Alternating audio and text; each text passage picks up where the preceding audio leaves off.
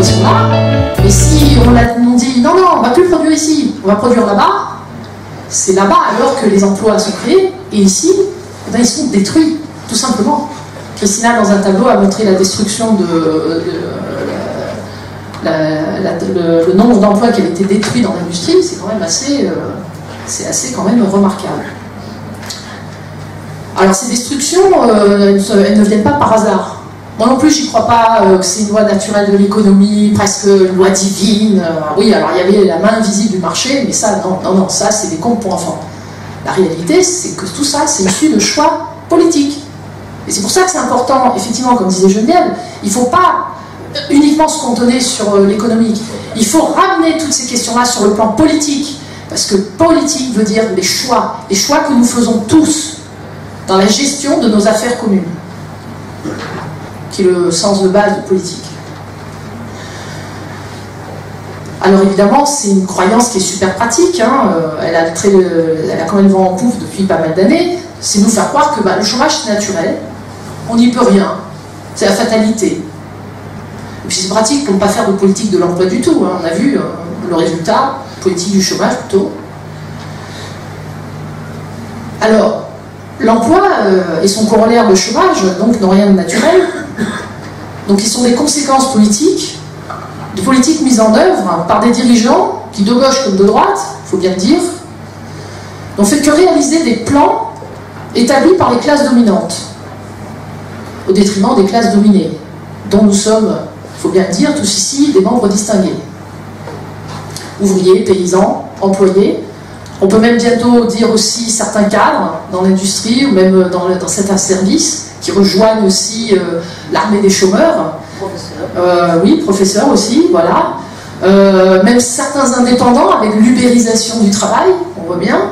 Donc, vous ne pouvez plus être protégé, un diplôme ne vous protège plus. L'expérience ne vous protège plus. Vous pouvez passer 20 ans dans une boîte, puis vous êtes lourdé. Et puis, on vous dit, écoute, tu vas retrouver du travail, mais tu vas recommencer, tu recommences à zéro. Quoi, tu as passé 20 ans, tu as 30 ans d'expérience, de savoir-faire. On s'en fout. Voilà. Tu vas recommencer au SMIC. Peut-être même moi, d'ailleurs. Donc, vous n'êtes plus protégé. Personne ne l'est. Alors, ces choix politiques, sont impulsés par les commanditaires, ceux que j'appelle les commanditaires, les bénéficiaires de la mondialisation néolibérale. Autrement dit, ceux pour qui la crise n'existe pas. Ceux qu'on appelle aussi les 1%. Ces politiques néolibérales, rigueur, austérité, appelez ça comme vous voulez, mais c'est la même réalité, se traduisent par des destructions massives d'emplois, par le biais des délocalisations, ou encore des suppressions de postes dans la fonction publique, parce que la fonction publique, on ne peut pas la délocaliser, ou bien par l'arrêt d'activité utile à la population, mais considéré comme non rentable. Je pense par exemple tout ce qui est le secteur marchand, une association qui va faire une activité, et puis non, on va lui couper les subventions, donc elle ne peut plus faire son activité, même si c'était une activité utile à la communauté autour. Alors évidemment, on a en tête les services publics, nos services publics qui sont très attaqués. Donc ce qui détruit l'emploi, ce n'est pas une opération divine, c'est pas la main invisible du marché, c'est pas une loi naturelle de l'économie, ça n'existe pas tout ça. C'est pas le progrès technique non plus via la robotisation, je voudrais aussi préciser ça. Pour certains postes, moi je suis ravie que ce soit des robots, notamment dans l'industrie, qui fassent le travail, ça expose moins les humains. Je veux dire, moi je suis pas contre ce genre d'évolution technique. On peut en discuter sur certaines, ça c'est vrai. Mais il y en a d'autres, on se dit, c'est pas une mauvaise idée quand même. Ce qui détruit l'emploi, c'est la mondialisation néolibérale, laquelle a 3 piliers. Le premier pilier, c'est le libre-échange. Alors les délocalisations sont vraiment emblématiques de ça. Le travail, lui, doit se faire, comme j'ai démontré, la voiture, elle doit se construire, on doit la fabriquer. Je dis la voiture, mais ça peut être autre chose. Hein. Mettez des avions, de l'électroménager, des soutiens-gorge. On a une fixette sur le soutien-gorge. Enfin, et donc, voilà. Des slips pour hommes, des caleçons pour hommes aussi. On en a pas. Restons sur les soutiens-gorge. Voilà. Pas faire. Et donc ça peut être en fait tout ce qu'on peut produire. Ça peut être aussi des services d'ailleurs, les fameux call centers, les hotlines qui vous expédient, voilà, tous ces trucs, oui, les gros mots. Voilà, donc en fait, je vois plus très bien. Voilà, donc toutes ces délocalisations de produits, enfin de fabrication ou de services. Le deuxième pilier, c'est la dérégulation financière. Les capitaux, ils se placent non seulement où ils veulent, mais surtout là où c'est le plus profitable pour eux. Et ce faisant, ils ont encore une conséquence quand même assez fâcheuse. Ils empêchent le développement à moyen, voire à long terme, de la mise en place de certains services d'industrie. Vous avez des industries qui requièrent beaucoup de temps pour se mettre en place, pour s'installer, pour prospérer, se développer, qui requièrent aussi beaucoup de capitaux, mais là, ils n'y sont pas. Donc, ben, tant pis. Ben, vous ne vous développerez pas, vous ne construirez pas, etc. Et donc, ce qui fait que nos pays développés, la France, mais pas qu'elle, on est en état de sous-investissement chronique, qui à certains égards rejoint d'ailleurs les taux de sous-investissement de certains pays du tiers-monde. Et là, on commence à se poser des questions. Là, si vous voulez gratter un peu, je vous enjoins de lire les travaux de Bernard Comte, qui est un économiste qui a beaucoup travaillé sur ces questions-là. Et c'est vraiment, c'est très intéressant de voir que on est en état de se tiers-mondiser quelque part. Alors, c'est pas réjouissant, mais je pense qu'un pays comme la Grèce a déjà bien entamé ce processus. Voilà, complètement, hélas. Alors que on se dit, la Grèce, c'est quand même pas loin, c'est quand même un pays, je veux dire, nous qui sommes méditerranéens. Donc il y a tout ça. Le troisième pilier, qui est intéressant aussi, de la mondialisation néolibérale, c'est toutes ces institutions et traités supranationaux. Alors l'UE, le FMI, la BCE avec l'euro, les traités de libre-échange, TAFTA, CETA, ALENA, tous ces traités qu'on veut nous faire à chaque fois nous imposer, qui empêchent chaque nation, en fait, de choisir la politique économique qui lui convient le mieux. Une politique qui peut être aussi sociale, industrielle, écologique, agricole, c'est-à-dire tout l'ensemble, en fait, comme je vous disais précédemment, comment satisfaire les besoins d'une population donnée dans un pays donné. Voilà, c'est ça. Et satisfaire les besoins élémentaires de la population. C'est quand même incroyable que notre pays, qui est la 5e ou 6e puissance du monde, peut quand même avoir encore des gens qui dorment dans la rue. Des gens qui, avec un travail, comme disait Geneviève, n'arrivent pas à joindre le debout et dorment dans leur bagnole. Avec des enfants jetés à la rue. Mais c'est quoi? Qu'est-ce que c'est que ça? Franchement, c'est indigne. C'est indigne. Alors la question, que faire? Comme disait Lénine en son temps, mettre fin à cette honte pour toute civilisation qui est le chômage. Moi je pense fermement que le chômage est indigne de la condition humaine, tout comme l'était en son temps, en leur temps, l'esclavage et le servage. Nous ne sommes pas faits pour être au chômage. On voit ces destructeurs. On a estimé qu'il y avait à peu près 14 000 morts par an à cause du chômage, des suites induites du chômage, par le chômage. Donc c'est quand même pas rien, vous imaginez, c'est plus que le nombre de tués sur la route en une année. Donc c'est indigne de la condition humaine.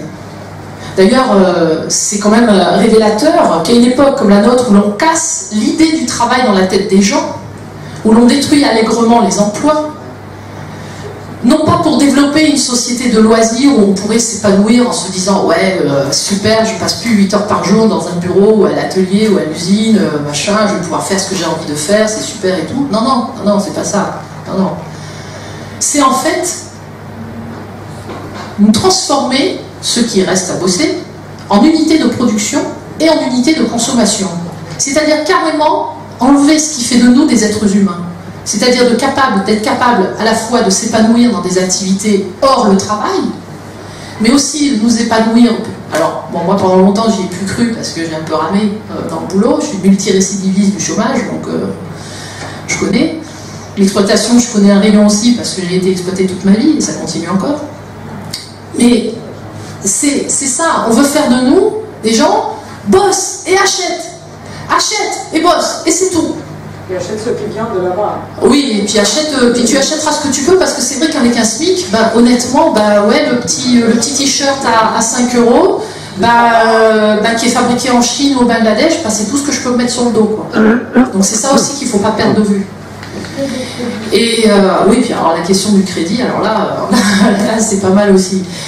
Mais le fait est, c'est que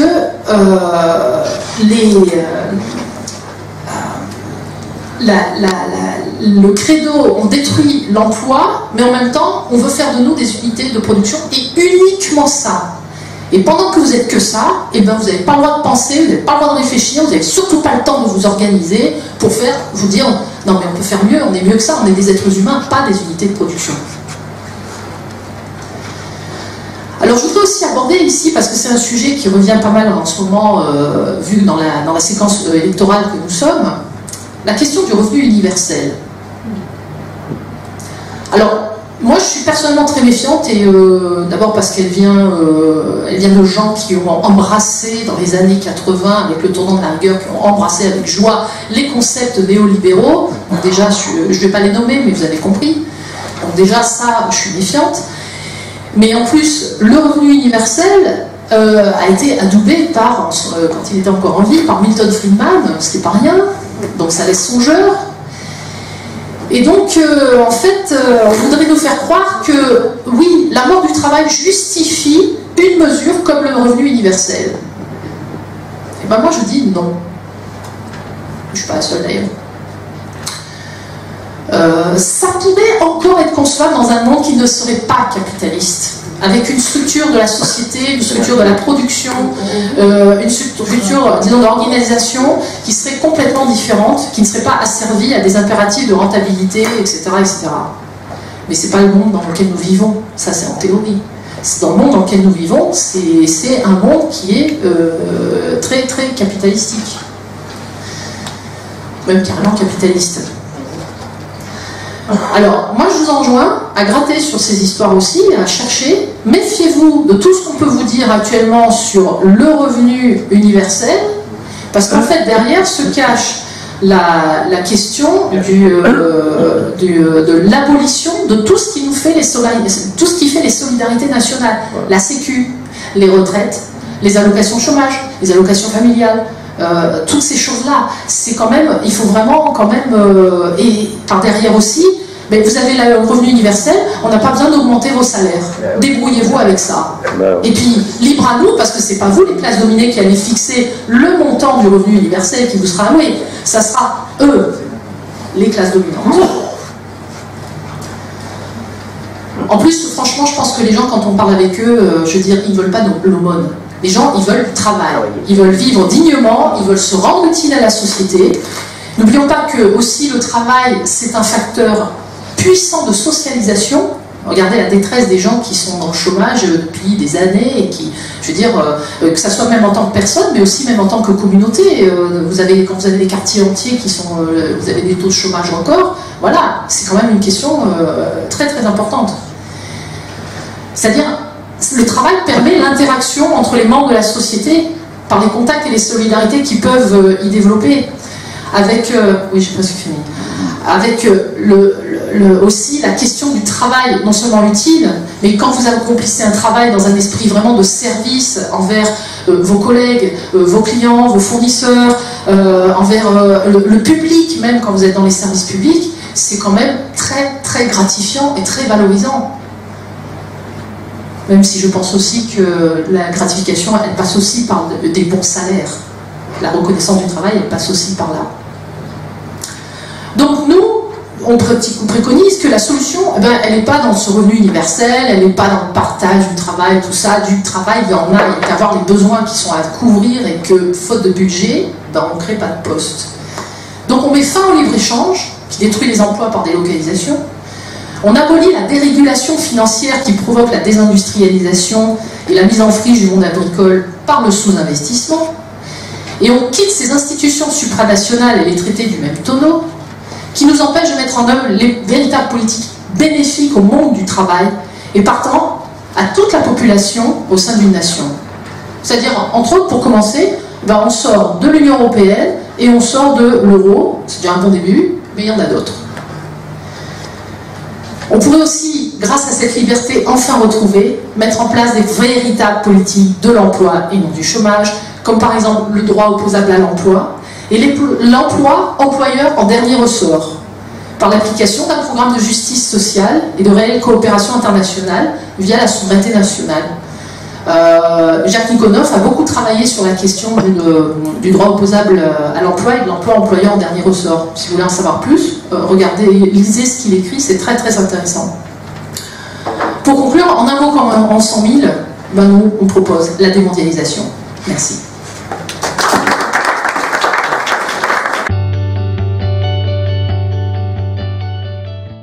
J'ai pas de question à poser, j'ai un commentaire à faire. On est dans une situation où les riches ont pris le pouvoir politique. C'est tout, c'est aussi simple que ça. Et ils travaillent pour leur intérêt. Pour leur intérêt exclusif, au mépris de l'intérêt des autres. Moi, je voulais faire un petit ajout par rapport un petit ajout par rapport à la vidéo qu'on a vue tout à l'heure sur Alstom. J'ai téléchargé un PDF qui était disponible sur le site du Centre français de recherche. Voilà. Le Centre français de recherche sur le renseignement. Ça a été fondé par des journalistes et des anciens du renseignement, enfin des services de renseignement.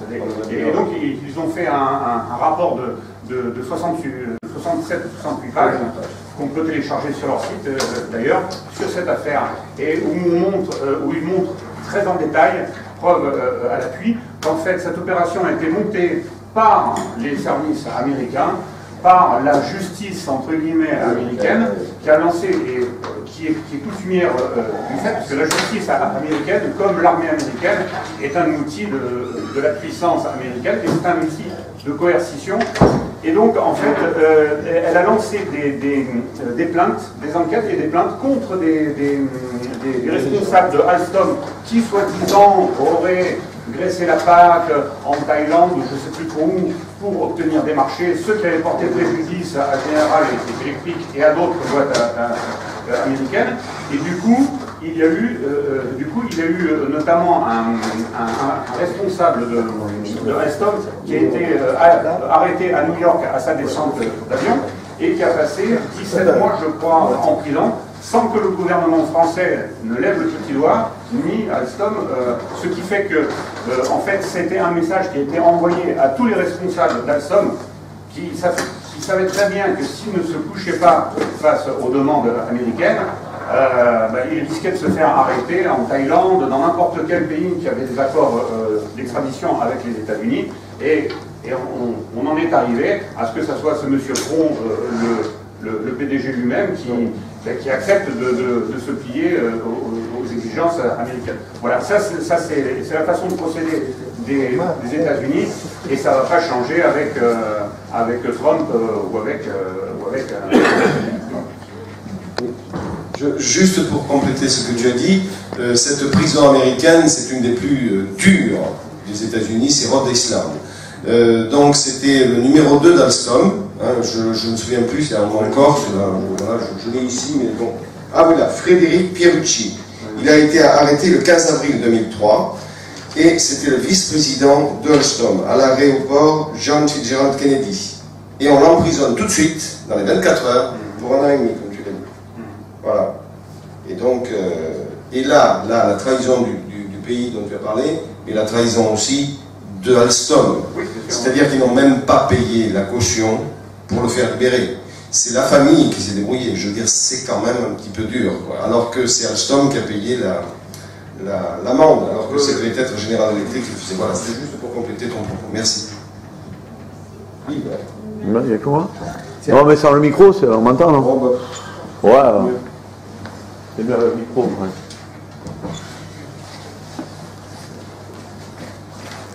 Merci. Ouais, moi je vais reprendre juste 2 exemples par rapport au fait qu'on nous ressasse qu'il n'y a plus d'argent, quoi. Et que donc c'est fatal, on est obligé de subir cette crise et qu'il faut l'admettre.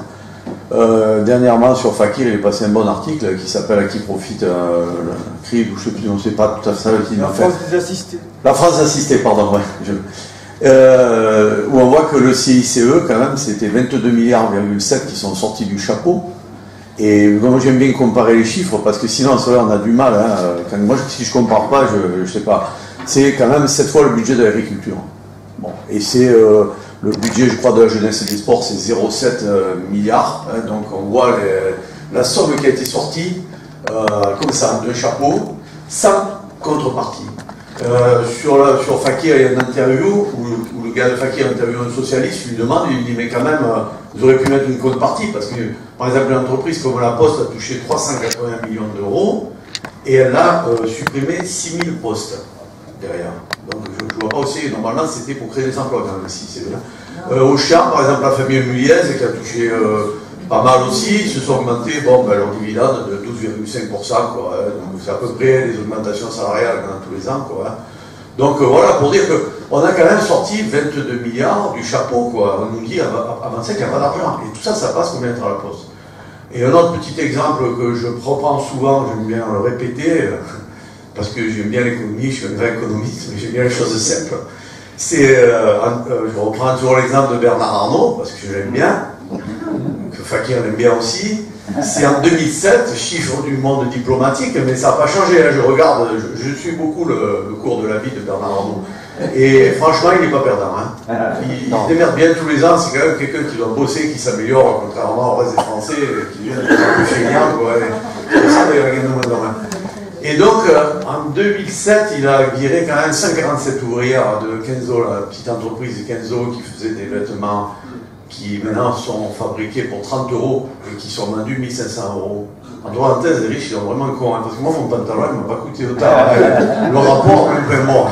Il faudrait peut-être qu'il fasse un peu des calculs.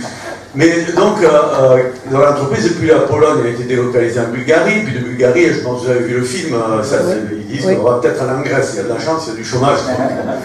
Donc il y a toujours un Grec quelque part qui gagne moins.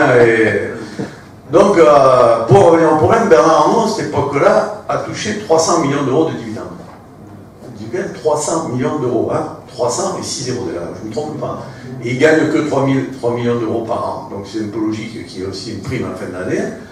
Et donc j'ai pris les 147 ouvrières comme ça. Moi je suis tout con, parce que moi j'y comprends rien, le PIB, tout ça, je vois pas tellement les effets. J'ai du mal, je n'ai pas fait assez d'économie. Moi je suis électricien. Mais je comprends qu'il y a des spécialistes en économie aussi. Mais moi je calcule comme je calcule à la maison. Alors j'ai dit tiens, 147 ouvrières. Si je les payais à 1400 € par mois, à l'époque je crois que c'était le SMIC. Et puis comme je suis à la CGT, je leur donne le 13e mois. Et puis donc, les cotisations sociales. Hein, je n'ai pas dit le mauvais mot. Hein. je fais des exercices, j'ai tendance à dire des fois les charges. Les cotisations sociales. J'ai multiplié par 2, moi. Alors, les gens qui m'ont dit non, tu exagères, c'est 1,8. Mais ça fait rien, je reste par 2. Allez, on multiplie par 2. Multiplié par 2, multiplié donc par les 147 ouvrières, multiplié pendant 40 ans, ça fait 230 millions d'euros. Ça veut dire que Bernard Arnault, à une seule année, sur un seul de ses dividendes d'une année, il lui restait encore 70 millions d'euros. C'est pas mal, hein, si on se le partage tous dans la salle, je veux dire, on va pouvoir faire des réunions. Il donnait que 230 millions d'arrêts une fois dans sa vie, à la limite.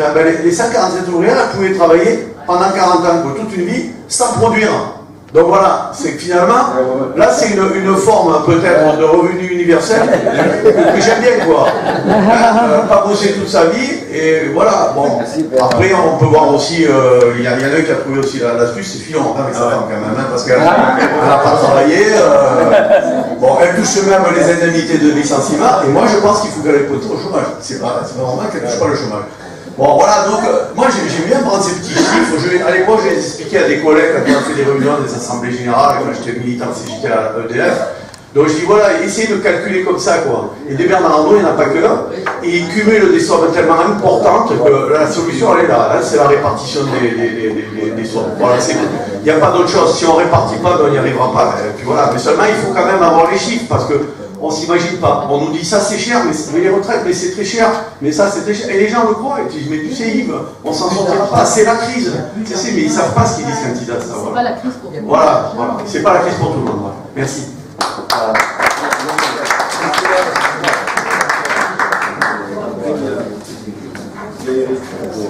Je reprends mon boulot parce que sinon je ne suis pas payé, quoi.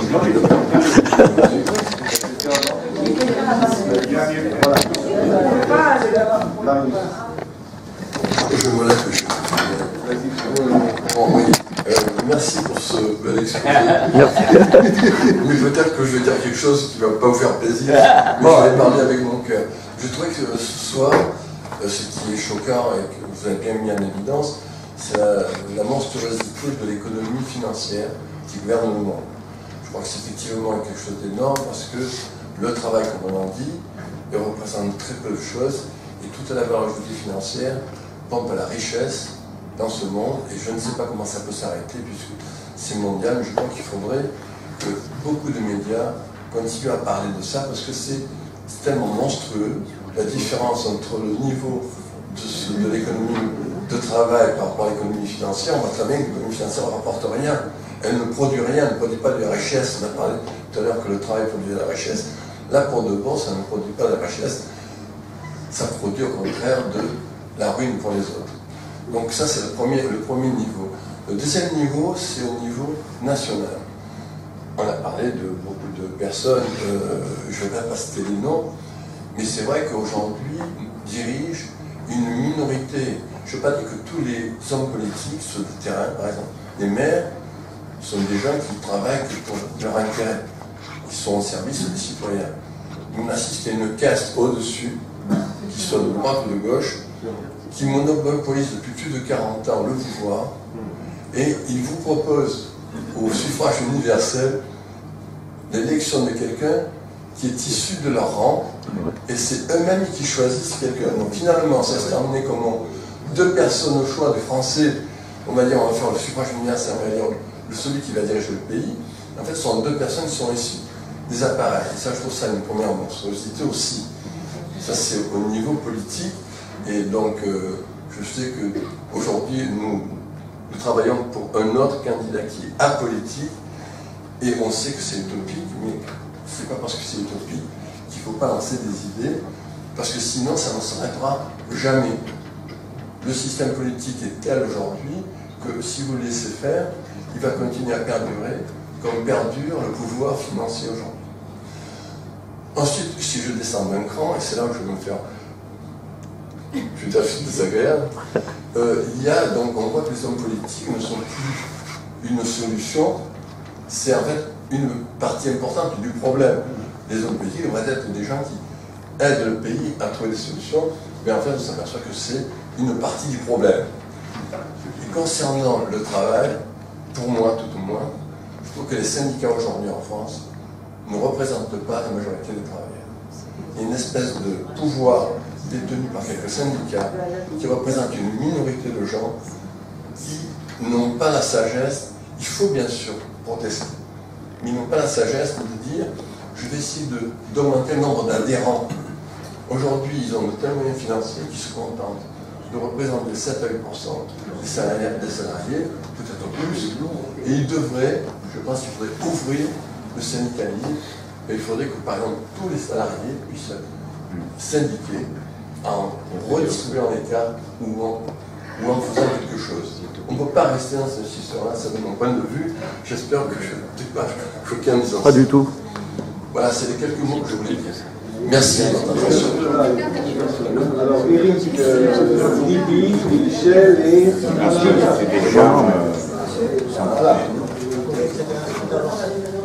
Oui. Et moi, j'apprécie beaucoup la réunion de ce soir. On a beaucoup d'informations, mais j'ai un petit peu le même sentiment que lorsque je lis les spécialistes de la justice. C'est attendu que, attendu que, attendu que, attendu que, attendu que. Alors j'attends beaucoup d'attendus. Et puis si on continue comme ça, on est encore là à minuit, parce que tous, je pense, on est comme des gens déterminés, on a une expérience, et on va continuer à faire le procès du capitalisme, pour reprendre les termes de Jacques Cotta. Et puis bon, à minuit, on s'en va, on dit ben, c'est bien, on a réfléchi, etc.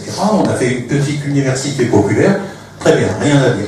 Donc, moi je pourrais contribuer comme certains, avec des propos maladroits ou pas, bon, mais je veux simplement partir sur ce qu'a fini de dire Jacques et qui a été développé à la tribune. On souffre d'un déficit de démocratie, mais qui n'est pas quelque chose de spontané. Il a été construit, on a détruit la démocratie. Et ça, c'est à reconstruire. Mais si j'entends Macron, tout ça, moi je m'en fous de ces gens-là. La question que je me pose, c'est comment moi je reconstruis la démocratie ici, à Nice, avec vous. Alors actuellement, je milite, je fais signer. Vous m'avez convaincu qu'il faut sortir de l'Europe. La question, c'est est-ce qu'on s'en remet à M. Mélenchon? Si Mélenchon, il dit je veux sortir de l'Europe plus clairement qu'il dit aujourd'hui, je voterai Mélenchon. Mais la garantie que Mélenchon me fasse sortir de l'Union européenne, c'est que moi je m'organise ici avec vous. Sinon, ils ne nous laisseront pas sortir de l'Europe. Bienvenue au ciel. Voilà. Alors ce soir j'ai appris ça. Donc il s'est constitué un mouvement qui à l'heure actuelle a plus de 15 000 signatures, mais qui sont des signatures qui tiennent le propos que je tiens devant vous, c'est-à-dire regroupons-nous, non pas pour faire une pétition qu'on va apporter aux candidats, mais pour nous construire. Alors il y a un mouvement qui existe, il y a des mouvements qui se structurent en ce moment, comme l'ont fait les Anglais. La victoire du Brexit, elle n'a pas été un produit purement sui generis. Il y a des gens qui se sont organisés.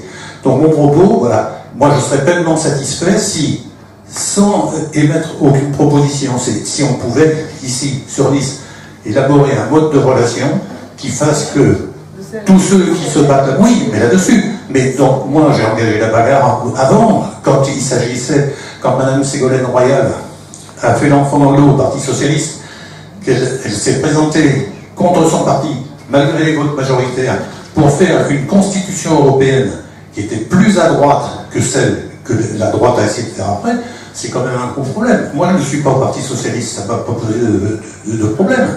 Mais à l'époque, je me battais déjà pour le non à la constitution européenne. Alors, sur Maastricht, je me suis battu contre. Alors, jusqu'à maintenant, j'étais toujours minoritaire. Particulièrement, certainement, nombreux d'entre vous ont fait ça. Mais quel est le problème? C'est qu'avant, j'étais un fou. Maintenant, il y a eu la Grèce, il y a eu le Portugal, il y a eu un certain nombre de choses, il y a eu le Brexit. Alors, ça ne correspond pas exactement à la chose. Qu'est-ce qu'on fait ensemble pour organiser le Brexit?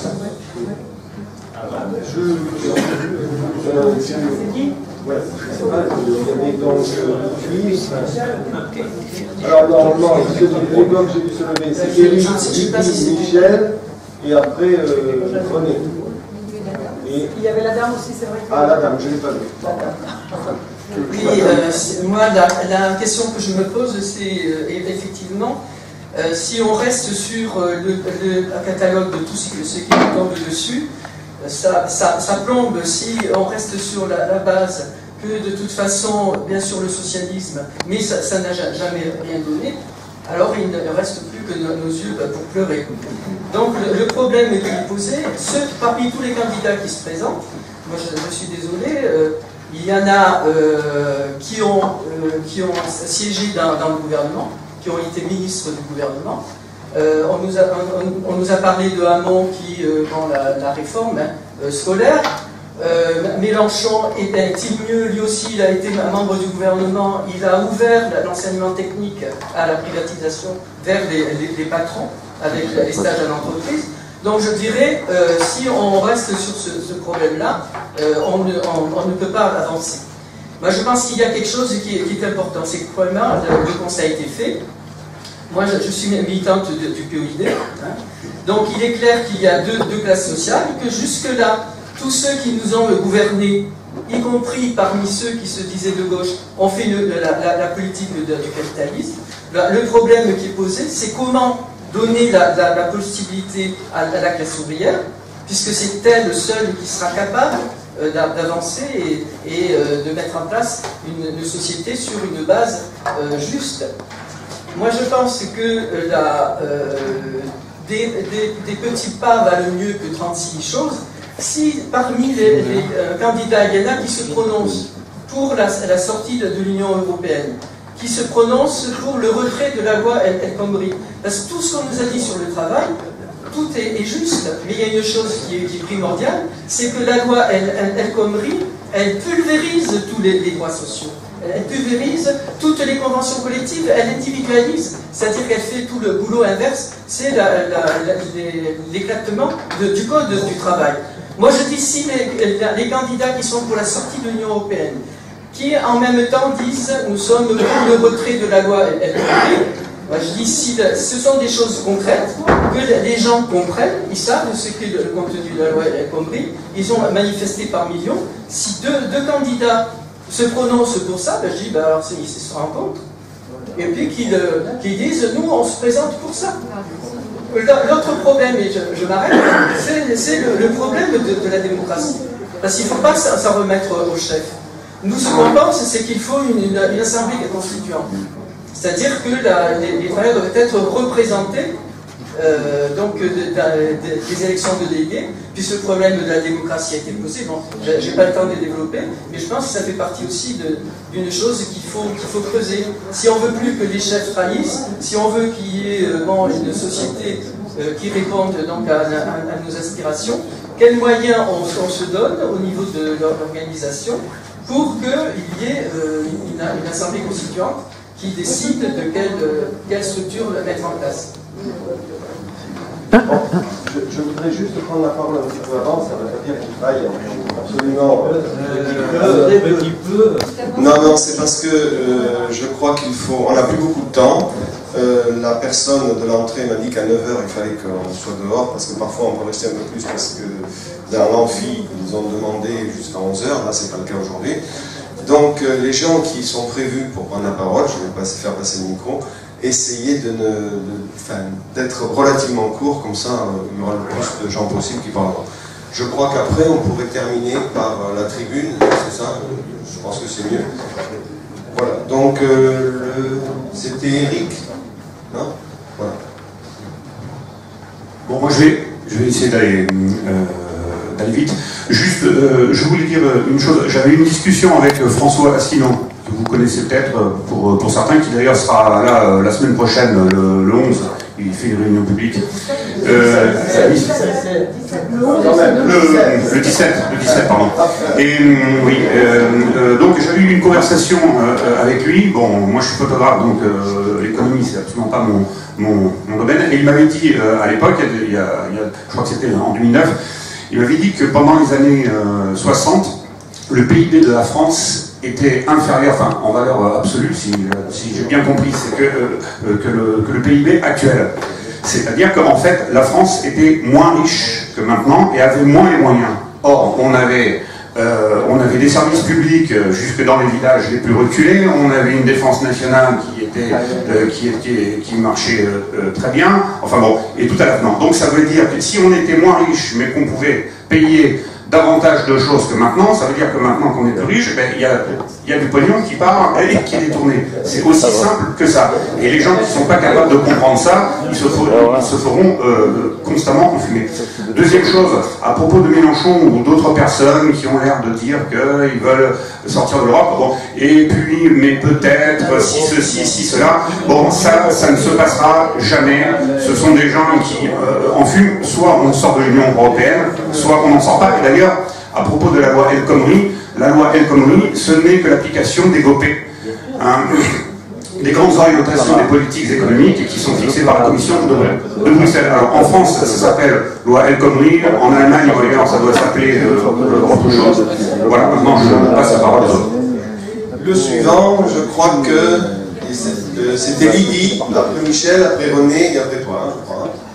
Je ne vais pas dire grand-chose, simplement pour répondre pour le syndicat, en fait on comprend très bien pourquoi ils sont faibles, c'est simplement que maintenant ils sont subventionnés par l'Union européenne à travers la CES. Donc les revendications de base, elles ne sont pas prises en compte comme il faudrait. Voilà. Ensuite, il y a plusieurs partis qui ont des propositions, qui ont des programmes, évidemment, ils ne sont pas entendus par les médias, on ne les entend jamais, mais il y a des partis qui ont des propositions écrites, claires, efficaces et crédibles, et le tout c'est de pouvoir se faire entendre, c'est ça. Parce que nous, on part dans les législatives avec nos petits moyens,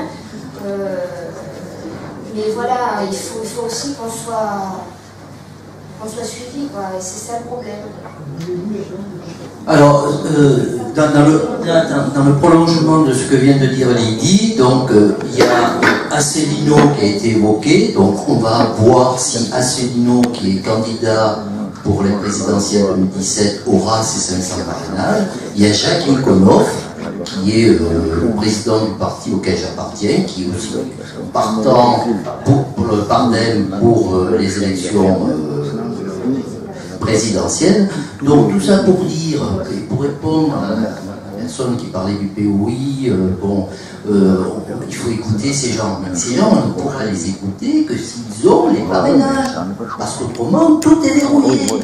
On vous présente Mélenchon comme étant l'extrême gauche, dans les médias bien pensants, jusqu'à Marine Le Pen. Mais après, c'est tout.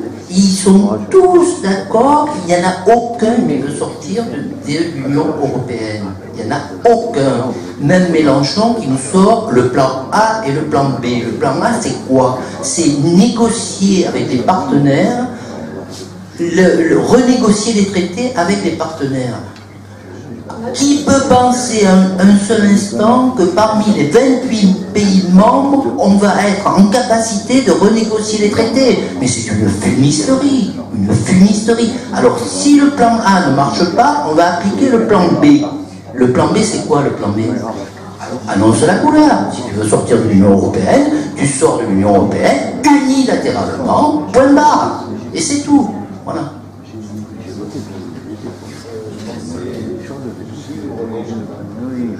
Moi,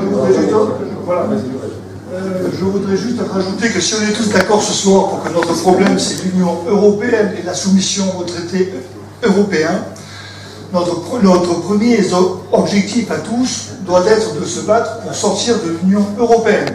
Quoi qu'on mettra en place après, on doit tous s'unir pour sortir de l'Union européenne et pour amener ce débat sur la place publique. Ça, c'est la première chose que l'on doit faire. Après, on verra ce qu'on peut mettre en place. Mais notre principale lutte à l'heure actuelle, c'est sortir de l'Union européenne.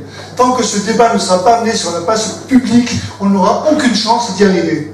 Donc, moi, je vous invite tous ici, je remercie Lucien et toutes les personnes qui organisent ces réunions pour informer les citoyens, mais chacun de nous, à son travail, avec ses voisins, doit arriver à faire passer ce message pour qu'enfin, il y ait le plus grand nombre de personnes qui arrivent à comprendre qu'il faut qu'on sorte de l'Union européenne.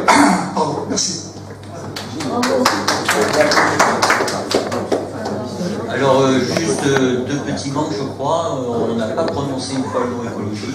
Les ravages du capitalisme, c'est aussi les ravages au niveau écologique. Hein. Voilà. Bon, et ça va de pair, je suis d'accord. Et pour le revenu universel, il y a quand même les thèses de Bernard Friot. Ah, c'est pas la même chose. Hein. Ah oui, c'est pas, enfin, c'est quand même pareil. Lui, il parle du salaire à vie. Justement, c'est intéressant qu'on s'intéresse à ces thèses.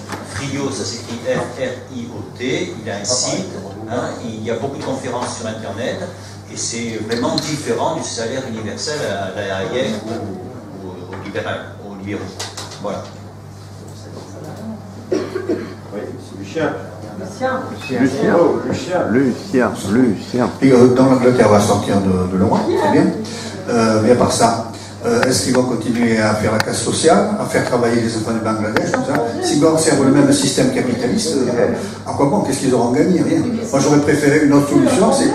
Apparemment, c'est pas le fait d'être intégré dans un grand ensemble. Le problème, c'est le système capitaliste à la base. J'aurais presque préféré un système où tous les pays européens restent regroupés dans un ensemble de gestion plus vaste, mais sur un autre système, le système capitaliste actuel.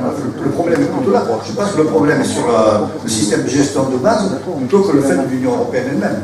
Là, on peut conserver la libre circulation dans l'Europe, ça je trouve ça magnifique. Mais le système, les règles de base économiques sont foireuses, c'est ça qui change. Si vous prenez un exemple, quand vous avez une voiture qui a des problèmes, certains inconvénients, vous allez essayer de faire des réparations nécessaires avant de la foutre à la casse. Et là, on ne met pas la casse avant d'avoir essayé de la réparer. Et après, pour la mort du travail, elle doit être inscrite dans la mort du travail, ça s'inscrit forcément depuis l'homme de l'humanité. L'homme essaie d'en foutre un peu moins, il se sert d'outillage pour moins travailler. Donc c'est pardon, mais l'Union européenne, c'est pas une voiture. L'Union européenne, c'est une guillotine. Et une guillotine, c'est fait pour couper des têtes. Ça n'a pas d'autre objectif. La parole est à Jacques, après à Geneviève, et puis après je prendrai aussi 2 minutes. Moi, ça va être la fin en ce qui me concerne, donc je voudrais juste dire 2-3 mots. D'abord, en ramenant aux entreprises les accords qui avant étaient les accords nationaux, les accords de branche, c'est de liquider les organisations syndicales définitivement. C'est un contrat où ça va, loi comment il va jusqu'au bout. Dans 2 ans, il n'y a plus de centrale syndicale en France. C'est clos le débat. Et c'était ça le but de l'opération quand même. Ça c'est le premier point. Alors, je ne développe pas, mais quand même, c'est quand même un sacré enjeu des relations sociales et du travail. Deuxième question sur laquelle, oui, c'est sûr. Et encore à la question de la CFDT, ils vont peut-être passer à travers les gouttes. Et oui, parce que ça a été organisé de longue date et financièrement, pour eux, la question ne se pose pas de la même façon. Ils ont d'autres fonds financiers qui leur permettent de survivre indépendamment, et notamment à travers la Confédération européenne des syndicats, mais aussi à travers la façon dont ils ont abondé, si tu veux, leur propre organisation. Pour eux, ça risque d'être plus simple que pour les autres. Cela étant, leur sort est lié aussi. Mais pour la CFDT, c'est pas très grave, parce que la CFDT est directement intégrée à l'appareil d'État. Vous savez, à l'époque, on se posait la question de savoir quel était le rapport des syndicats avec les partis politiques. Donc la CGT, c'était le PC, la CFDT, c'était le PS, etc., d'accord. Bon. Aujourd'hui, c'est tout un stade, ça se pose. C'est quel est le rapport des partis politiques avec les syndicats. Vous avez des ministères entiers du Parti Socialiste, du gouvernement Hollande, qui ont été organisés par la CFDT directement. Enfin, dans le bouquin que j'ai fait là sur Hollande l'imposteur, je cite, je ne sais plus lesquels, mais je suis tombé sur des ministères où il n'y a, dans les postes du ministère, que des cadres de la CFDT. Donc ça clôt le débat, si tu veux. Après, les mecs peuvent disparaître en tant que syndicat, je veux dire qu'ils sont dans l'appareil d'État. La question est... Mais je passe là-dessus. Bon.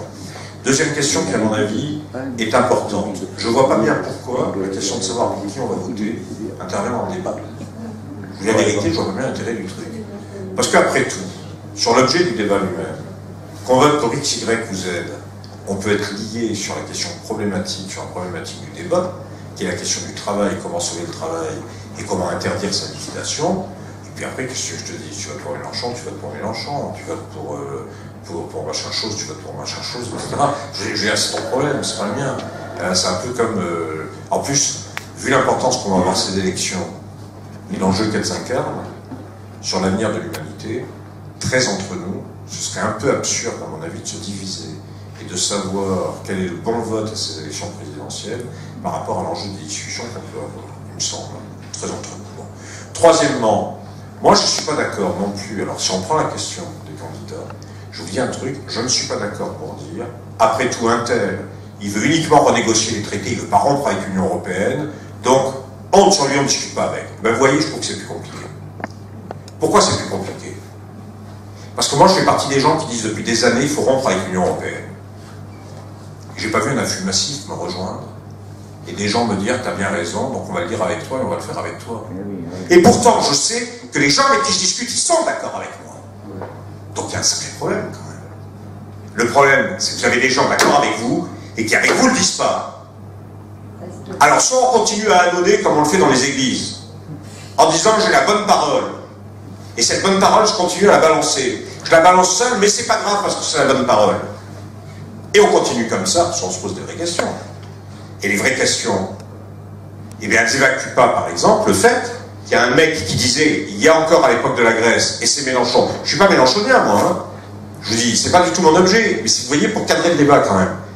On ne peut pas évacuer le fait que ce mec disait à l'époque de la Grèce, il y a un plan B, c'est Tsipras, et Tsipras a baisé tout le monde, et il était globalement soutien de Tsipras. Puis ensuite, il a rompu quand même avec Laurent, qui lui était carrément soutien de Tsipras, et lui, il n'a pas accepté d'être jusqu'au bout. Et aujourd'hui, il dit, il faudra rompre avec les traités ou quitter l'Union européenne. Il y a une évolution quand même. Si l'évolution, on ne la prend pas, et si on ne la prend pas pour ce qu'elle est, ben, ça veut dire qu'on voit au Géonie une fois pour toutes les gens avec qui on discute, et on reste seul dans son coin. Et à mon avis, c'est pas comme ça qu'il faut faire. D'autant plus, je vous le répète, que nous avons toute l'expérience autour de nous. Il faut quitter l'Union européenne. Je suis sûr qu'ici, 90% des gens sont d'accord avec. Je suis sûr qu'ici, 90% des gens le disent depuis des mois et des mois. Et je suis sûr qu'ici, 90% des gens, comme moi, sont seuls à continuer à le dire et n'ont pas autour d'eux un afflux massif. Sinon, ça se saurait, d'accord? Ça se saurait au Pardem, ça se saurait chez Asselineau, ça se saurait ailleurs, ça se saurait partout. Or, ce qu'on sait, c'est que c'est pas le cas. Donc ça veut dire qu'il faut bien réfléchir à un moment donné sur les raisons pour lesquelles on a raison, parce que je pense qu'on a raison, et sur les raisons pour lesquelles, tout en ayant raison, eh ben on n'est pas massif. Et si on ne se pose pas cette question... Non, attendez, l'histoire des médias qui parlent trop d'un côté et qui ne parlent pas assez de l'autre, ça marche pas. Les médias, ça ne fait pas une politique, et ça ne fait pas un assentiment. Certes, ça existe. Attendez les amis. J'arrête. Restons, je ne vais pas engager sur les médias, sur l'oligarchie, sur les 7 propriétaires des médias, sur les multinationales qui détiennent les médias, et sur la mondialisation médiatisée. Je ne vais pas reprendre là-dessus. Mais si vous voulez quand même, c'est pas les médias qui interdisent, à côté de soi, d'être écouté et d'être rejoint. Mais si, un peu. Bon, d'accord, vous avez raison, les gars. Donc, non, mais attendez, vous avez raison, mais alors si la question c'est celle-là, on rentre chez soi, les carottes sont cuites, parce que les médias, je veux dire, vous n'allez pas prendre TF1, France 2, France 3, Radio France, BFM et ITélé demain matin. Hein.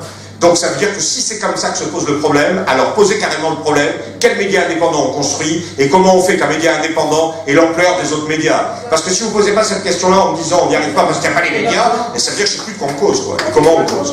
Donc ça va pas. Merci Jacques. Geneviève, tu voulais dire quelque chose? Bien, Christina. Moi, je vais juste rajouter un élément quantitatif, là, complémentaire à ce que disait Yves tout à l'heure sur la quantité d'argent, etc., et sur les énormités d'argent. Je vais dire que le 50% de l'économie mondiale transite par les paradis fiscaux. Le 50% de l'économie mondiale transite par les paradis fiscaux. C'est ça que je voulais dire. Je voulais donner cet élément sur la discussion de tout à l'heure. Et je dirais aussi que le rapatriement des sommes d'argent stockées dans les paradis fiscaux aurait suffi pour boucher les trous et refaire marcher les économies de la France, de la Grèce, etc. Voilà, je vous dis aussi que si vous voulez garder une trace du débat d'aujourd'hui, il y a ici quelques photocopies avec un résumé que vous pouvez à la limite redonner à d'autres personnes. Voilà.